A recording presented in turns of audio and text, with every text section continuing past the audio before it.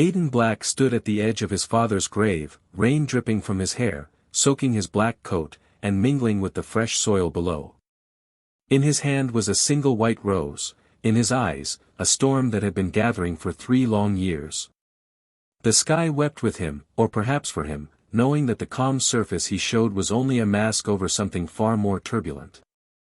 3 years ago, Aiden was a young man of 24, living with his father, Samuel Black, a principled police officer with an unshakable commitment to truth.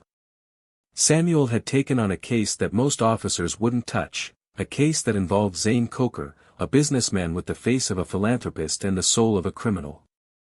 Everyone knew Zane's reach extended into politics, law enforcement, and media. What no one had was the courage to go against him. Except Samuel. Samuel gathered evidence, built a case brick by brick, and testified in court despite the death threats. But justice is often twisted in the hands of those with power. The case was dismissed on grounds of insufficient evidence. Samuel came home that night defeated, but proud.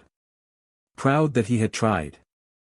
Aiden remembered watching him step out of the car, exhausted, and for the first time, truly afraid.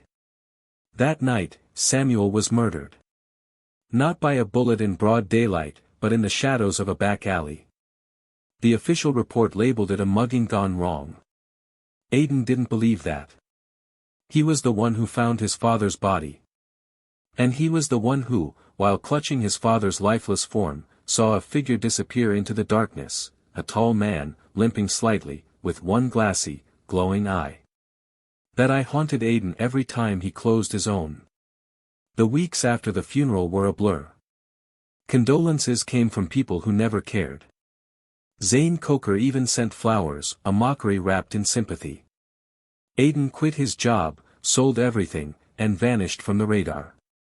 He didn't tell anyone where he was going, because he didn't know himself.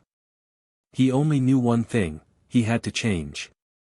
He moved to a rundown apartment in another city, took a menial job to survive, and began rebuilding himself, not emotionally, but strategically. He spent his nights learning martial arts, digital forensics, hacking, surveillance. He immersed himself in books about crime networks, financial laundering, psychological manipulation. He knew that revenge required more than anger. It needed precision. Over time, Aiden created a new identity, Alex Naveed, a tech-savvy media consultant with a past forged from cleverly placed lies. He built a resume, a network of fake references, and a digital trail that would pass any background check. His appearance changed too, more polished, more corporate, yet still carrying an edge that warned people not to get too close. His chance came when Zane's son, Ray Coker, launched a new venture, Z-Tech Vision, a tech firm aimed at public surveillance solutions. The irony made Aiden smirk. The same people who operated in darkness were now selling the promise of safety. Aiden applied for a position. Within weeks, he was in. Ray was young, arrogant, and eager to impress. He surrounded himself with people who told him what he wanted to hear. Aiden, with his charm and intellect, became his most trusted advisor. He had access to internal systems, company secrets, private communications. It didn't take long before he uncovered what he had suspected: Z-Tech was a front.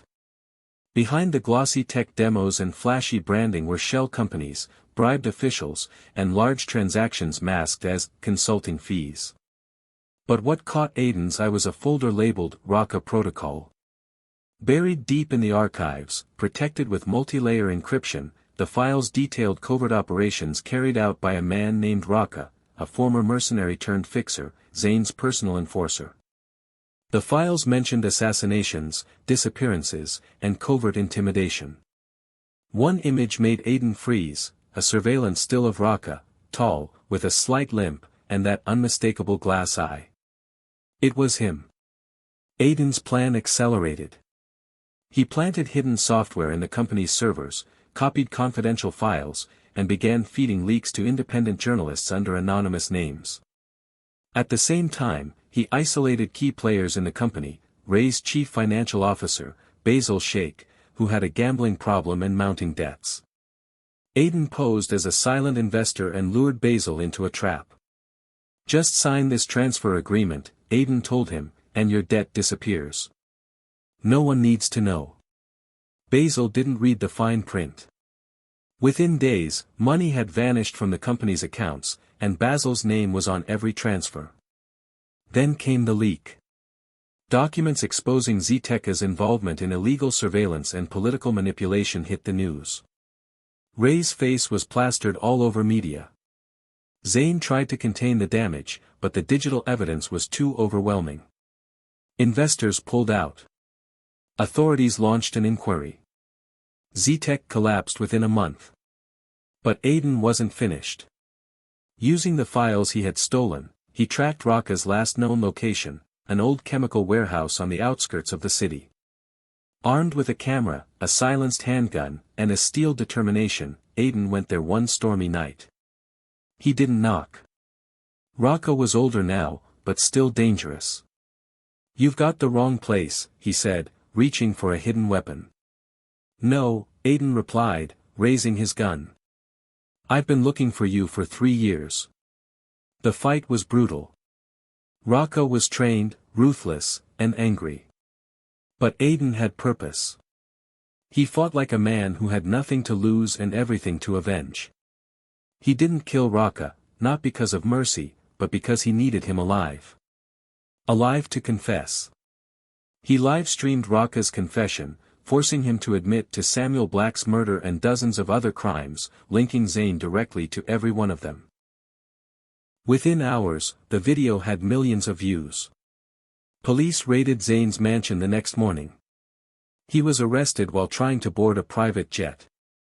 In court, the evidence was irrefutable: digital records, financial trails, Raka's confession. The verdict: life imprisonment. No parole. Aiden watched the sentencing from the back of the courtroom. He didn't smile. He didn't speak.